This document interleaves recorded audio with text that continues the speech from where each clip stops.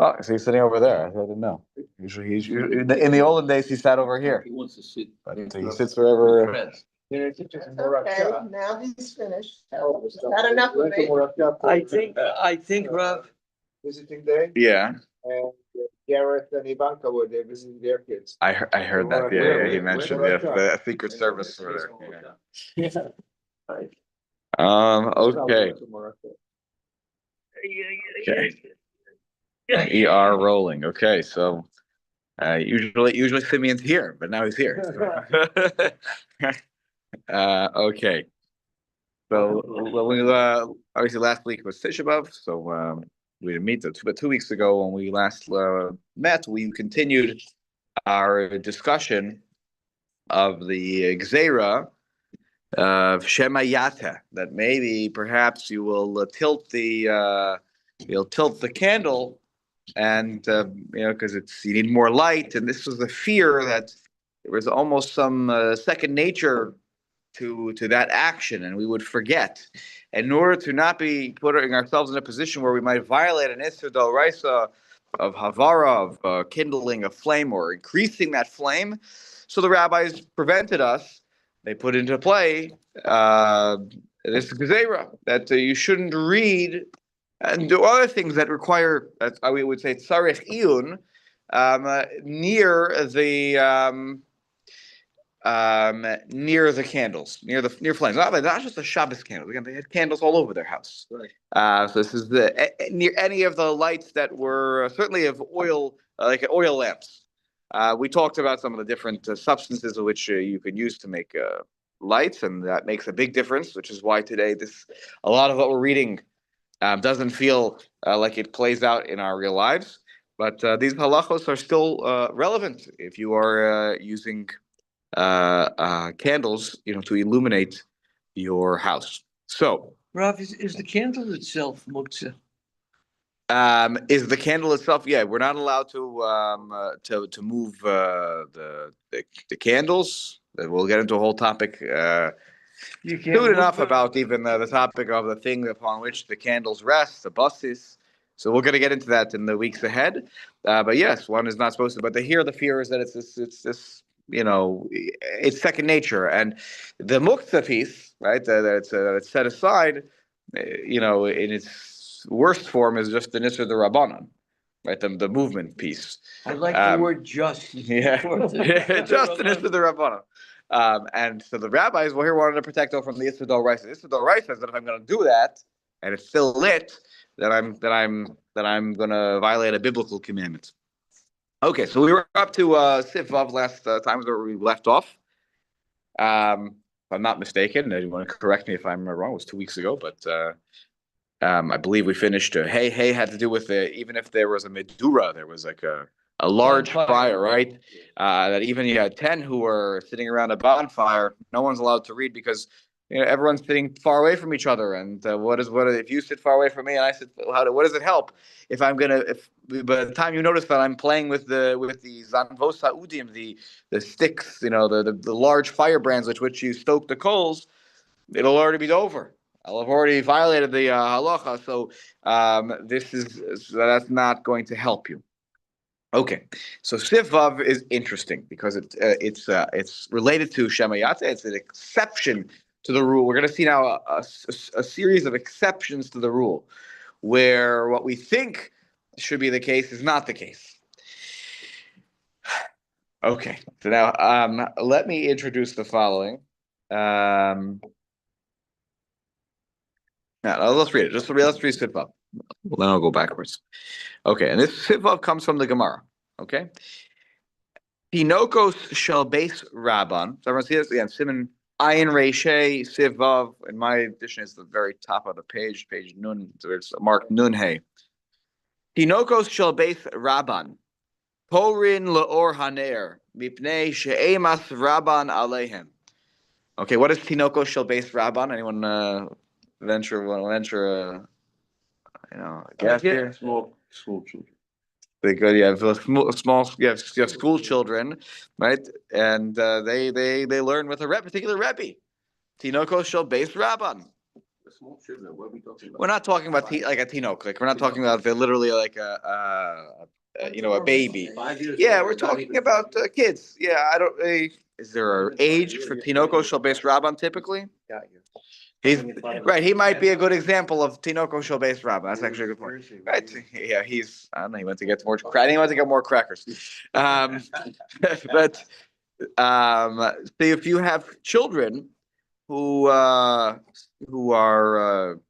I would say enrolled with a certain rebbe, he's their teacher, and they're students, and they're reading by the light of a candle, and it's Friday night.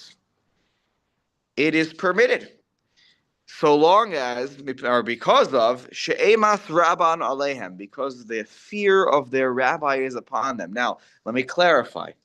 This doesn't mean that if Rebbe so-and-so is, in his house and I'm in my house and the kids are in their own house and they're not going to see the Rebbe, that's a different story. Then there's no hat there. But if they're in their presence of their Rebbe, they will not. So then they are permitted to read by the light of the candle. Why? Because somebody's watching them. They're terrified of their Rebbe. Their Rebbe is watching, and if the Rebbe is watching, I'm more cognizant of my actions. Take a look at the Mishnah Berurah here. We're gonna spend a little time. We're going to Aruch HaShulchan about this afterwards. Okay, what was that? The old world. The old world, right? Say they're your fourth grade students. Are Yeah, right. So you should have heard this halacha. So the halacha is that kids, okay, who learn with a particular rabbi, right, or me, right, for some people, right, they're allowed to read by the light of the candle because the fear of their rabbi is upon them. Oh yeah, you told me. Okay, and they're more aware of okay, right, I don't want to mess up halachically, I don't want to mess up in front of my rebbe, so I'm more aware of this my setting, that it's Shabbos, and I don't want to mess up. Look what the Mishnah Berurah has to say. The same lucky story that someone else next to you.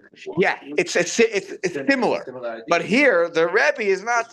I didn't have to say to the Rebbe, can you watch? Please make sure I don't, like when I set that up with my friend, I have to tell my friend, you're my shomer, essentially. You're going to watch, make sure that I don't make a mistake.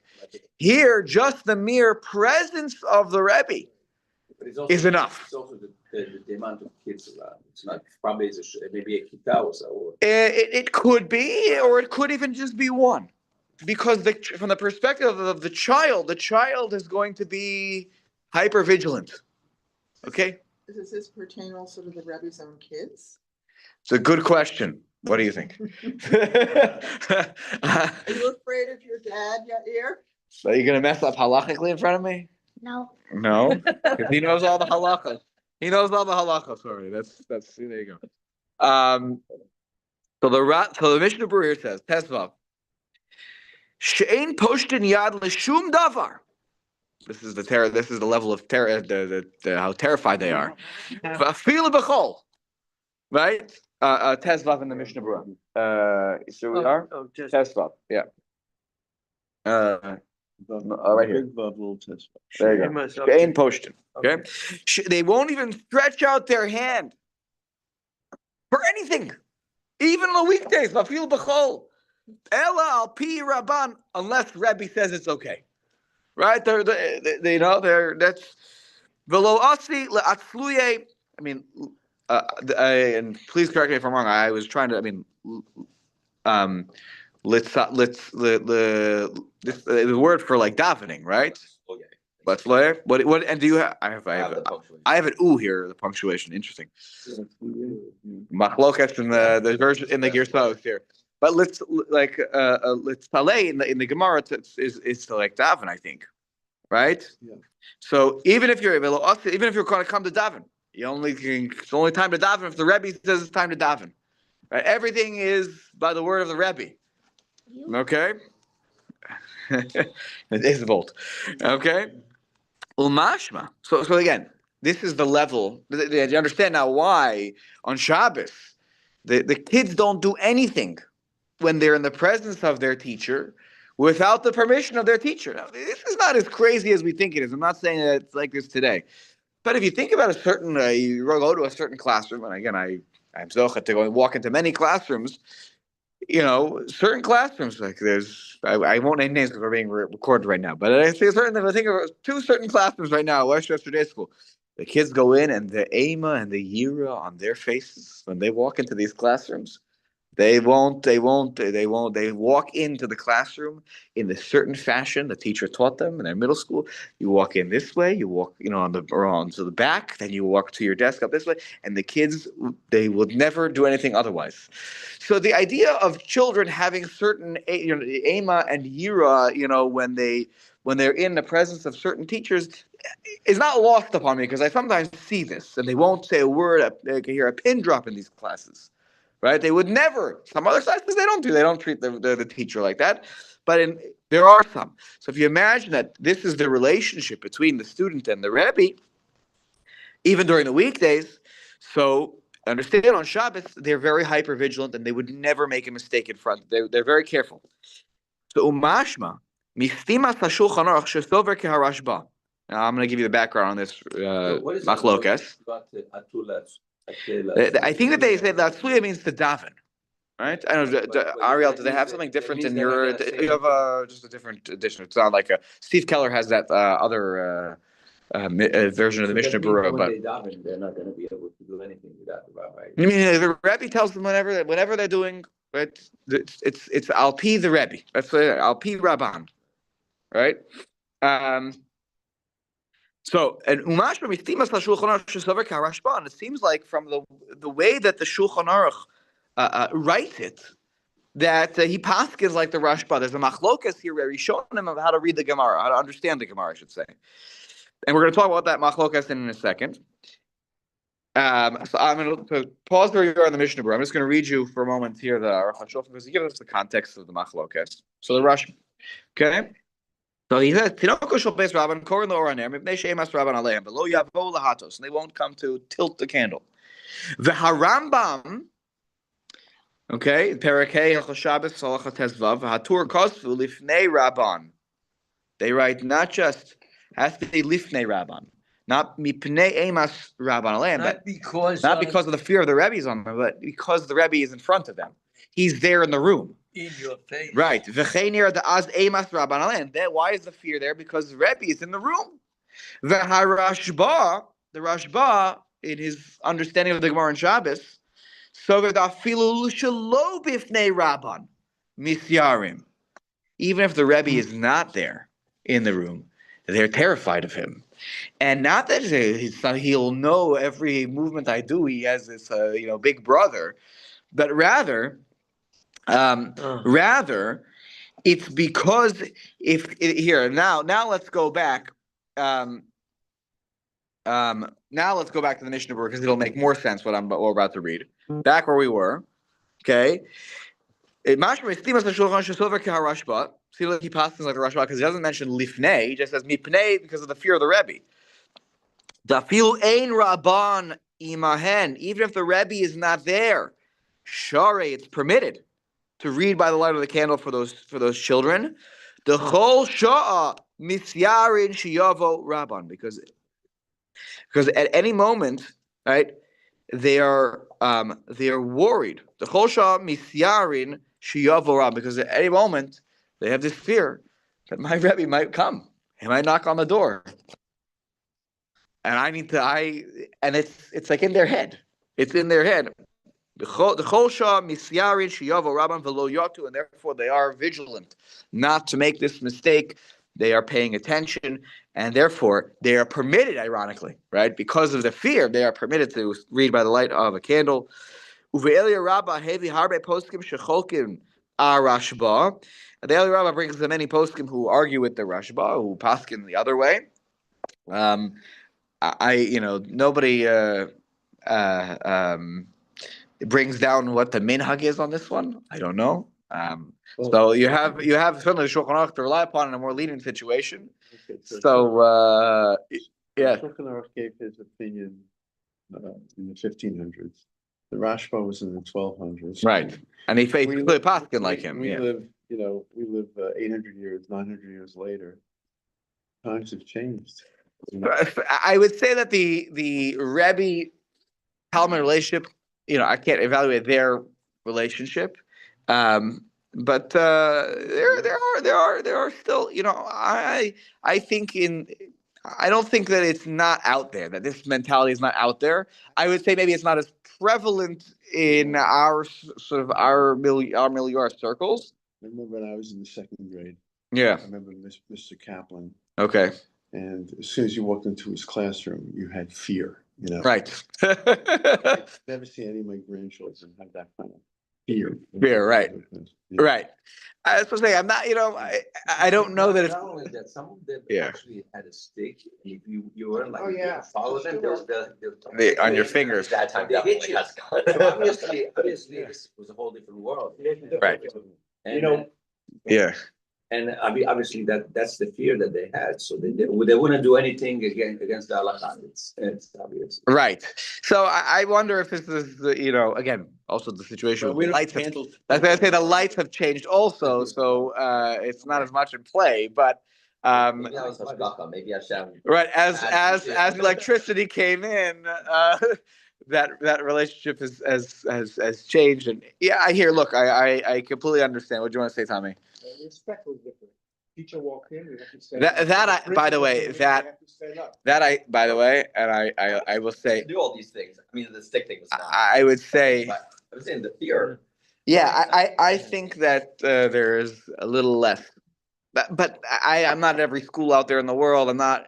Kids don't seem as, by the way, in my day, I would never address, my friends' parents by their first name. Right. And now it's commonplace to call your friends' parents by their first name. I would never. I would say Mr. or Mrs. Or if there was a doctor or whatever, I would say whatever, That's in European ways. That was right. That was certainly my parents made that clear. Right, but yeah, that is not at all. I actually think I'm the exception to the rule nowadays, right? Right. So when his friends are at our house or whatever, they call me Rabbi Klinger, but but that's the exception to the rule. They call my wife they say Elisa, Rabbi Klinger. Is that I still get my title, but yeah. Rav, Yeah. this Miss Yorin Sheyovo, Yeah.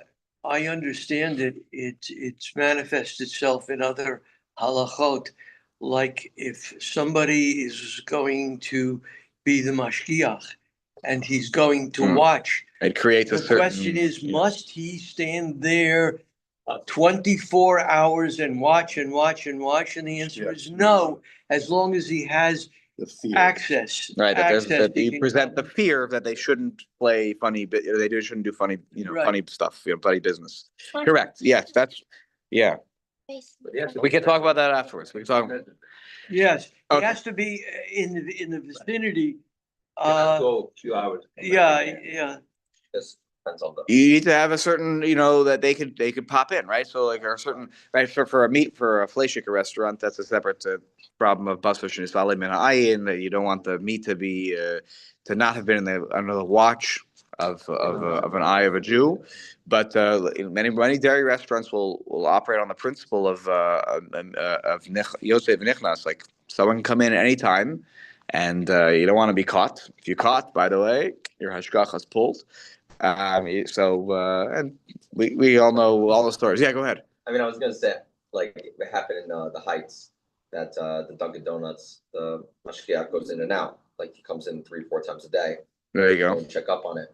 There was a new worker, and guess she wasn't told all the rules. Yeah. And he walked in at the exact time that she was sticking in her own food into the microwave oven thing. So, I mean, it's You only know if it'd be in AMA if you are aware that there is something to be feared. So, I mean, we're saying. I think she also then said, like, oh, I had no clue. Like, she was going to be honest about everything. Right. Anyways, but Right. What was the result of that? they had to bring in a new oven, like the new microwave thing. that they have in Dunkin'.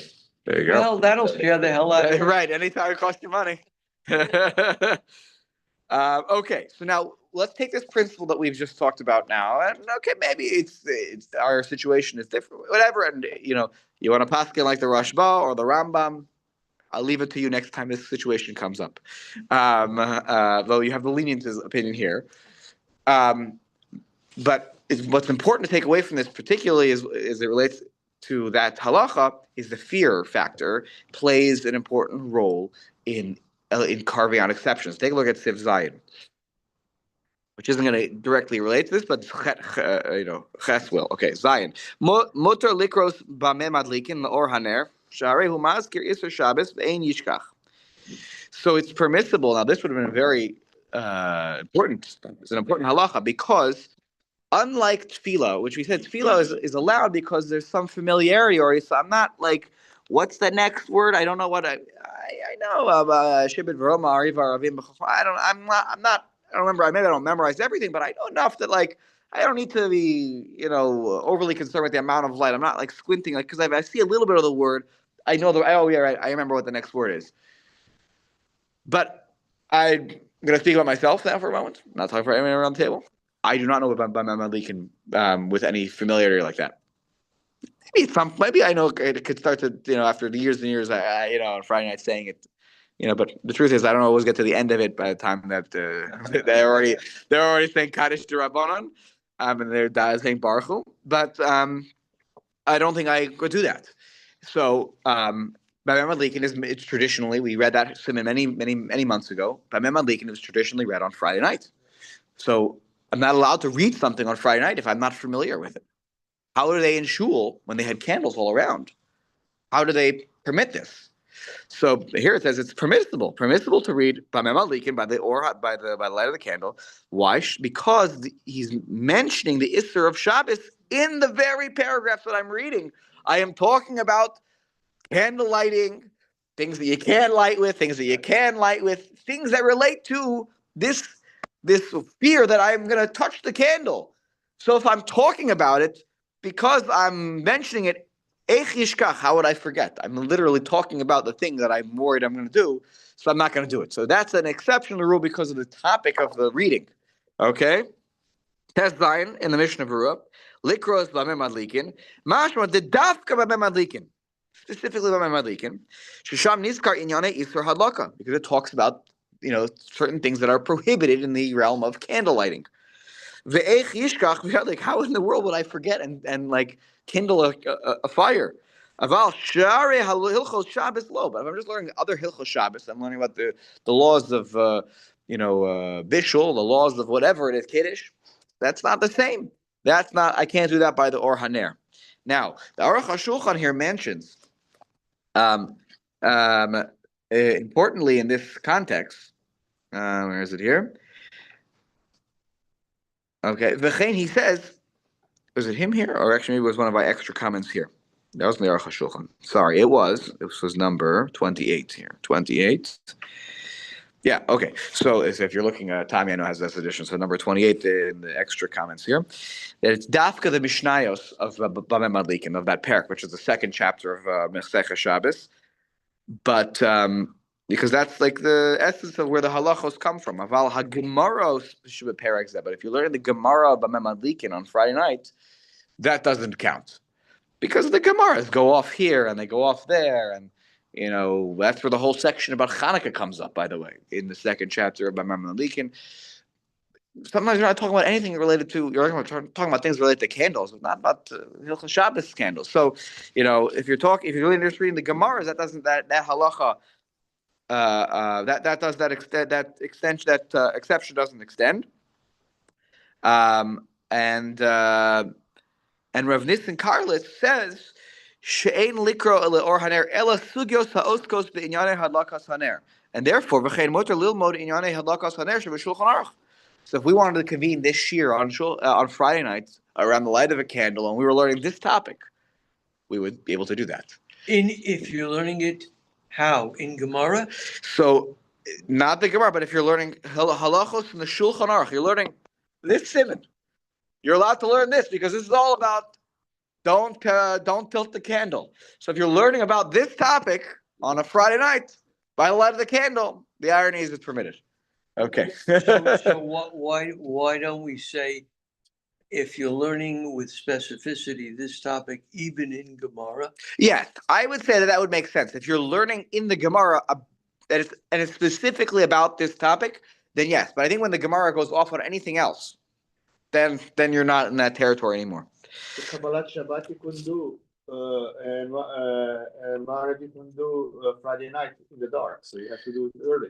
So first of all, it's true that many places, and certainly the spring, summer months in Europe, davened, when there was still light out, because it was so late. But we're going to see that davening, even on Friday night, by the light of a candle, Ma'ariv, like I said, in the winter, they didn't do that in Europe in the winter. If anything, it was really early. So it is permitted. And the reason is because, and we're going to see this in a moment, there's familiarity with this tefillah. And if something is already a little bit familiar to you, even if you don't remember, if you haven't memorized it, and you're going to use a sitter, that's going to be permitted. We're going to see that in just a minute. We're about to come to that as it relates to something else. Now, the Aruch HaShulchan does say in this context, he says, Zmiros shel Shabbos. The Aruch HaShulchan says, what about Zmiros? Many people pass out benchers at the table, on Friday night. And this is not the new thing, Again, they don't have to go back that far to be sitting around the light of the candle and have, benchers or a sitter with Zmiros, and people would open it. So how do you do that? So he says, "Im eino baki." If you're not really holding in a zemer, I've never sang this one before. So then, osur mitocha sefer lifnei haner. Then to read it from the book, read it from the bencher, is prohibited. Da'afal gav demaskir Shabbos. But what do you mean? Half of the zmiros to talk about Hilchot Shabbos. If you pay attention to something, not a half. I don't know. I didn't do a study, but some of the zmiros have to do with Hilchot Shabbos. Okay. And it reviews for you different. Each stanza reviews another part of Hilchot Shabbos. Even so, no good. Mikol makom yuchal lishkoach karega. Even for a second, for a moment, you can forget. When you're studying the laws of candlelighting, that's different. Then you're allowed to. But that doesn't come up, in the whole zemer. So, but if a person has some familiarity with zmiros. Like I know most of the certain songs, for Shabbos. Do I know them perfectly that I wouldn't want to have a bencher in front of me? No, I always prefer that, but then it's okay because if I know it mostly, then the fear of tilting the candle is not there. Now take a look at Sif Ches. This is also would have been a very important topic to address in the days of old, where there were no lights like we have above our heads right now. Nohagin likros belil yom haKippurim b'machzorim. Mipnei emas yom haKippurim aleim. Because of Ema was introduced. This halacha is not in the Gemara, but because Ema was introduced into the calculation by the case of Tinokos shel Beis Rabban, we can extend it here. We can extend it here to Ema in a different context. Okay. And in fact, where do they have this here? I think it was like 26 or something like that. Right. That point is explicitly made here in the number 26, Tommy. The Rishonim extend from the halacha of Tinokos shel Beis Rabban shegam belil yom haKippurim lo choshen shemayata. That by Yom Kippur there's also an ema, but it's a different kind of ema, different kind of fear that's on us. And I think this is. I stopped and paused and thought about this. There's a certain gravitas of the day of Yom Kippur, right? Yeah. We are wearing a kittel, that you come to shul. There's a certain, everything is, this is my own feeling. Yom Kippur feels a little different when you show up to shul on Friday night. You come in for Kol Nidre. Sometimes I'm in a big rush, and whatever we go in. Usually, what happens, I do Birchas Habanim right before. I run to my car, go to the JCC, and I'm all tough. But I get my kittel on my talis, and I go, okay, it's Yom Kippur. Like this is anyway. And suddenly it's like no one talks. If to get people quiet sometimes during the rest of the year, please quiet down. Once the chaz is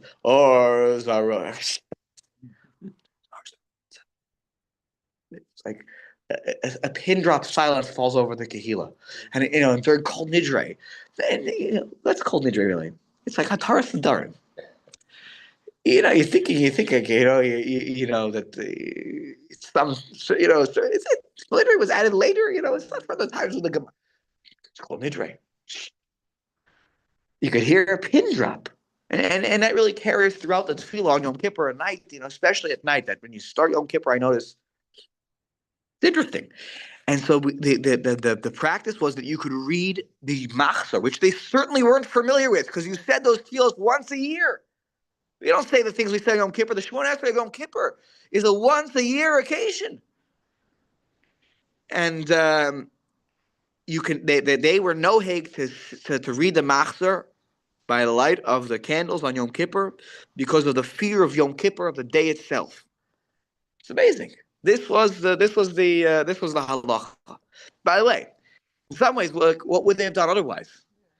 The Chazvanim don't know. The Chazvanim don't memorize the tefillah of Yom Kippur. Again, it's a once-a-year tefillah. The weekday tefillah, I would venture to say that many of us could rattle off the entire Shemona Esrei by heart because we said it so many times. But that's not Yom Kippur. You can't say that by Yom Kippur. But this was the minhag, and that's because, and the reason is because of that ema that exists on that day. Well, actually, went to a shul when I was a freshman, and the chazan was blind, Wow. and he said everything from memory. On Yom Kippur? On Yom Kippur. Unbelievable. On Wow. Yom Kippur. He didn't make one mistake. It just There were stories about such a thing happening, in there's a story about such things happening, like in the Shoah, and like someone would get up and they quietly daven on Yomim Noroim, and whatever that they could recall. So they're okay. So there are certainly certain yechidim, I guess, who really know the tefillah, know the order of the tefillah. Yeah, it's fantastic. Part of their life also. Yeah, this was in This was actually in Fall River, Massachusetts. Fall River, Massachusetts. Wow, okay. My freshman year. That is so phenomenal. I think that the Eibishter, in his infinite wisdom, helps us compensate when we have a problem. If you're a righty and you lose ability to use that right hand, maybe you can develop the left hand as your primary and the skill necessary. So maybe the good Lord in his infinite wisdom does that. That I've never even heard of anything like that. Wow, unbelievable. Incredible. Right on Yom Kippur. Yeah. Yeah, there's certain times of the day, right? So you're right. We actually, we bow all the way to the floor Yom Kippur. It's a certain No, level you of can't do it on the floor. You have to do it. so you have to put something.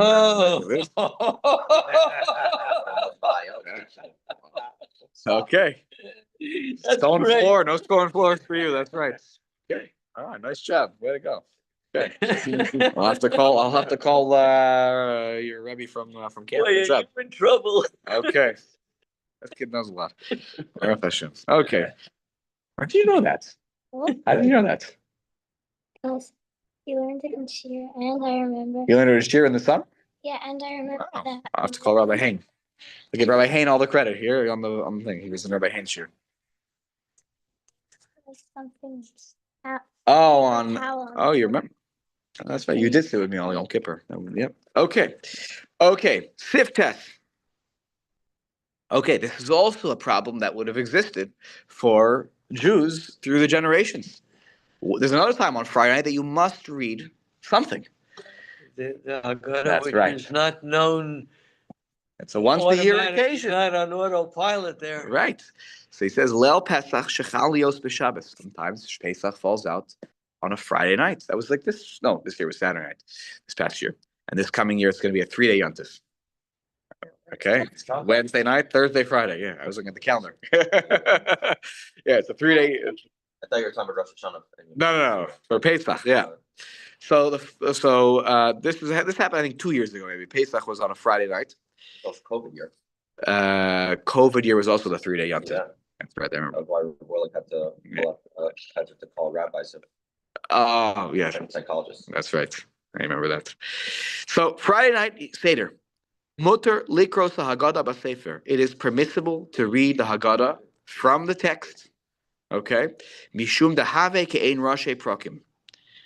Okay, because it's like the case of rashe prakim, meaning rashe prakim. What does rashe prakim mean? It's like the head of the chapter, the beginning of the paragraph. But what do I need the Haggadah for? Actually, let me finish the whole line here. De'ein am haaretz shelo tehei shgura b'fiv k'sas.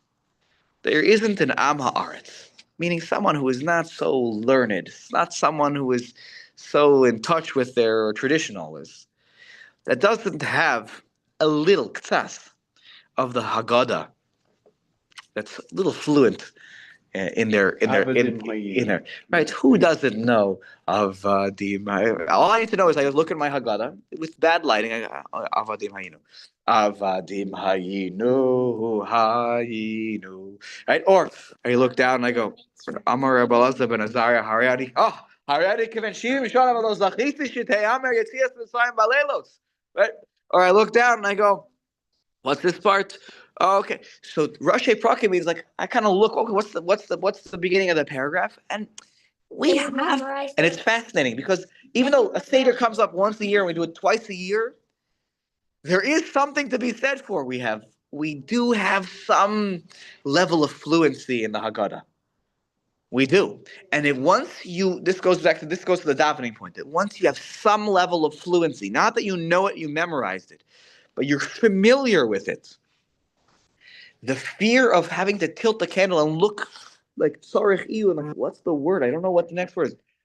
Oh, I know what the next word is because I can, I kind of know the words. And so I don't need to look as carefully. No, I don't need to look as carefully. And therefore, the Haggadah is permissible to be read on a Friday night when Pesach falls out, on the Seder night falls out on a Friday night.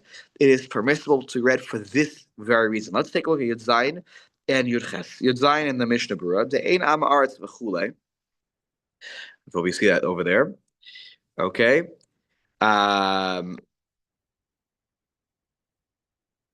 Ivim hu am haaretz shelo lamad me'olam ve'ein shagur b'fiv klal b'li sidur.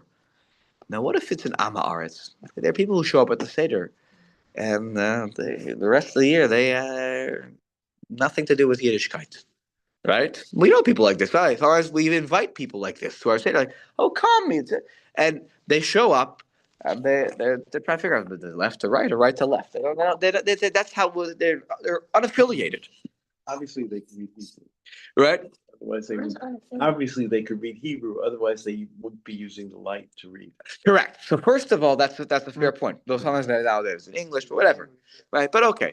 Let's maybe have the basics that's there. But then Shalom and Me'olam, they're not familiar at all with the Seder, with the Haggadah. The Ein Shogor B'Fiv Klal B'li Sidur, unless they use the words, there's no way they would know what the next word is. The next paragraph, the next song, nothing. The Ein Lo Sham Shum Adam Shivakshehu Sheyitein Dato Alav Shelo Yateh. And there's no one else there to ask him, can you please make sure that I don't tilt the candle? Or can you watch me? You'll be my shomer. Because if I have a shomer, I can read anything. Mikol Makom, Efshar Gam Kain, De Yesh Lahakel. Even so, perhaps the rabbis would say, we'll be lenient here and we'll risk it, as it were. Why? Shelo levatel mitzvah Haggadah shehu min haTorah. Avilu ein lo rak ner shel shemen. Because otherwise, we'll be mevatel the mitzvah of Sipur Yitzias Mitzrayim, which is a Torah mitzvah. Right? When we tell the story on Seder night, we're fulfilling a biblical commandment. Right? A lot of the mitzvahs of the night, or some of the mitzvahs of the night, I should be careful with my language here. Some of the mitzvahs of the night that we do are rabbinic in nature. We could probably name, on the one hand nowadays, how many biblical mitzvahs we have at the Seder. Wasn't always the case. Right? It used to be that there was Korban Pesach. The Maror was D'Oraisa. Right? Matzah is still D'Oraisa. That's one that's a holdover. Right? The Sipur, the telling of the story is a D'Oraisa. I can't get it secondhand. I'm not sure. There might be other things. But today it's just Matzah. That's D'Oraisa. Okay, again, putting aside the mitzvah of Kiddush and things like that, Matzah. But Sipur, the telling of the story is a doraisa. To this day, it's a doraisa. Now that's a very big important aspect of the night. And if you tell this person he can't do it because he doesn't know the Haggadah well enough, sorry, no chance for you. You won't do the mitzvah. It'll be mevatel the mitzvah, and therefore the doraisa mitzvah. Yeah, and even if he only has a ner shel shemen, we're going to be lenient in this situation. Perhaps, right? There are the yesh l'hakel, those that would be makil in such a situation. But Richie's point, I think is very valid. If the man or the person never learned anything me'olam, then They wouldn't he's not know. squinting at the Haggadah. He doesn't know to go left to right, right to left. Fair enough. And particularly if the Haggadah is only in Hebrew, for sure, you're absolutely right. What's the fear? They're going to sit there and they're not going to know what to do. And if they're sitting around, and by the way, and then if they're sitting around the table, and other people are reading and they're following along and they're listening and they're engaging in the discussion, great, no problem, not a problem at all, not a problem at all. And by the way, I would venture to guess that through the generations, even when there were only candles around the house, around the dining room table, that this was the case, that there were probably some Jews who didn't know, and they sat there. And I'll even add that there were definitely some Jews who didn't. I'm thinking about the context of not frum. There are Jews who were illiterate and who were perfectly frum, and they didn't know how to read. But right. So that's something we take very seriously. The Seder night. Take a look at Ches, Ktaf, right? They knew a little bit. When we times that, just knowing a little bit. Yesh lahati lahashki b'Shabbos b'lil beis hakneses. From this halacha that a little bit. We permit those to get up early on Shabbos morning and go to shul. So it's still dark a little bit outside, right? So they're still using the candlelight that's in the shul. Umispal or haner. That's what's the call. That's the Vasikin minyan, right? The Vasikin minyan, right? Even though they're davening earlier, if you ever daven a Vasikin minyan, you know that if you look out the window, right, when you get to Shemona Esrei, as the top of the tippy top of the sun comes over the horizon, it's still pretty dark inside because they have walls, even if you have windows. So you're still using that candlelight. But we permit it, right? To use that candle, Hadolek Shami Ba'ojon, that was lit from the day before. Lefisha Tfilo Shar Dvarim, Shehu Omer Vaday Shigur Befiv Yoser Min Haggadah Pesach. The daily tefillah is more fluent in my mouth than the Haggadah, which we recite twice a year. And if that's allowed, because of some familiarity, certainly the tefillah which I'm saying those days, if I don't memorize it, is permissible. Avalil Sham Aser, to learn, to sit down and pull out a Gemara and learn with a Chavrusa in that setting of light is not okay. Kevan shetzarich iyun, because you need to look into it. You're looking carefully. You're squinting your eyes at the Tosfos over there, right, or the Rashi, right? That hasn't changed by the squinting because it's too small. Okay, one last thing, one last halacha here, and then we will pause for the day. Yud. Harav yochol liros leor haner mehechan yikru atinokos l'sadei rashi parashios b'fiv v'sefer. That the teacher, the Rav, is able to use the light of the candle he takes the book. Imagine, so here's like my students. So he's got a book. I take the book and I go, I take it, and then I go, okay, looking where's the spot here, and you say, I want you to start right here, right? Right? That's what he's saying here. In order, so Yikru Atinok, okay, so I'm using it as an example. Okay? Right? And figure out where should they start from? Where is the parak start? The kids, Rabbi, what pasuk are we on? I can't find it. Okay. Right over here. So I can use the candlelight, and they can also use the candlelight. You know why? Because they're terrified of me, right? Because of the Ema, right? And Ulasade Rashi Aparkos Befiv Basefer, and I can read it out of I can read the beginning of the parak out of the Sefer. Vayomer Hashem el Avram lech lecha me'ar, and then I'm off of it. Why? The Korei Kol Shar HaParsha Al Pen. Of course, I prepared. Good teachers prepare, so I know the rest of it by heart. But I can read the beginning, right, as a reminder to myself. So as long as I'm slightly familiar with it, I don't have to read every word. But I look into it just to organize myself and organize the kids. then it's fine. Virashe Parshios Lavdafka. It's not just like, oh, the beginning of the, of the section that we're learning. Ela Kol Sheyodei HaParsha Al Peh. If I know it by, by heart, Uvektsas Tzarich Liros HaSefer, and for a little bit I look in the Sefer, Shari, that's permissible. Because I basically know it by heart, but I'm looking a little bit because I'm not confident 100%. If the heker, because I'm not always looking at the sefer, that's like enough of a heker that I'm not going to touch the candles. Right? I'm going to be. I'm not going to need to. I'll have enough of headspace that I'll know. Okay, right. I'm not going to touch it because I'm not tzarich eoning into my book. I'm not like lost in my sefer. And therefore it's permissible, and I won't come to tilt the candle. All right, we're going to pause here. We'll finish. Hopefully next time when we learn, we'll finish the simon. Actually, we're pretty close. And so more things that relate to how we use the candle to finish up the section. All right, very good. Sure, things go quickly when you're having fun.